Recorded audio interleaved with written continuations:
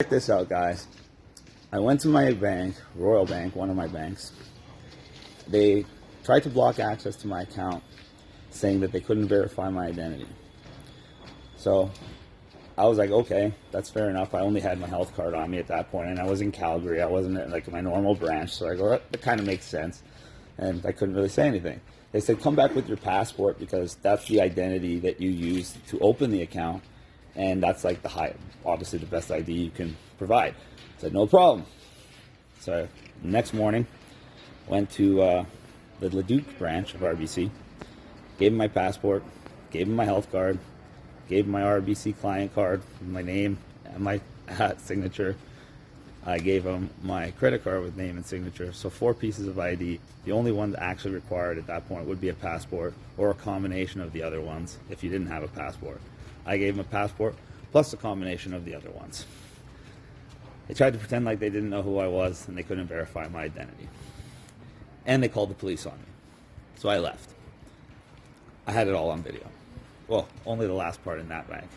So I went home, got even more IDs, went to another bank, different branch. Same thing. Even after I provided multiple IDs, even after I answered every security question, including the phone number of the phone that I had in my hand, which was the one on file, including accessing the email on file, including accessing statements from the email on file, that still wasn't enough. So I called the head office, over an hour and a half, got to a manager. They said, go to this specific branch, 804 Parsons, Edmonton, speak to the manager. So this time I went all out. I went there with my wife. I gave them my passport, my health card, credit card, my debit card, all with my name and signatures, my marriage license, my wife's passport, and my wife's driver's license. At that point, and I showed them, if you go to the RBC website, actually, which I'll post, it says clear as day, if you provide a passport, that's on a list of IDs that you don't need to provide anything else. If you provide a health card, you can provide a health card and a credit card in lieu of a passport. And I provided all of them, plus my wife's. And that's another thing. If you can get someone else to verify your identity, like a spouse, and has the same last name as you, and a marriage certificate stating not only her same last name and birthday and everything, but also that she's a dual citizen, U.S. citizen, Canadian resident, that's another form of identification. So basically, all in all, they had 7 different means of verification. I also provided them my lawyer's number so they could use him to verify, and a lawyer can notarize a document, so it can also verify someone's identity. I also provided them my mailing address, which is my office address. So I told them they can use the phone number that matches the mailing address, call my office to verify my identity. And then they told me they wanted to help me, and they felt bad. So if I could just stick around and she could hang on to my IDs and call the fraud department, they could get it cleared up for me. Oh, I also forgot. I even called my home branch in Ontario.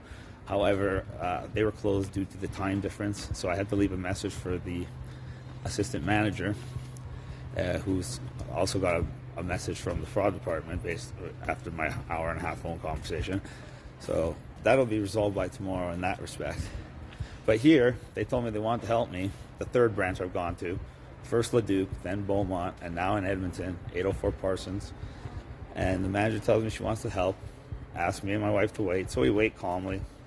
And guess what? A whole bunch of Edmonton police show up and basically threatened to arrest me if we don't leave. And I was like, the only reason I'm here is because she has my IDs, and she said she was calling the fraud department to help me. And they were upset because I had videotaped them. And I asked the officers if that's illegal. They said, well, no. I said, okay, so what are you even here for? And they basically shrugged their shoulders, didn't know.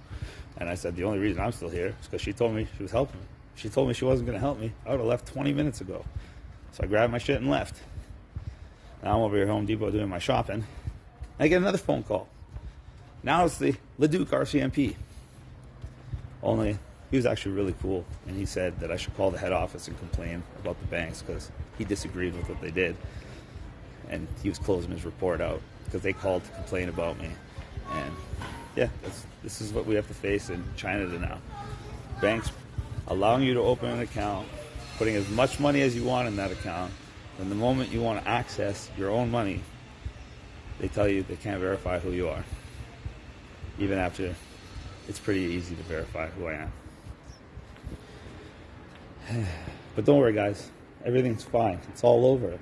You're going to all have your freedoms back real soon.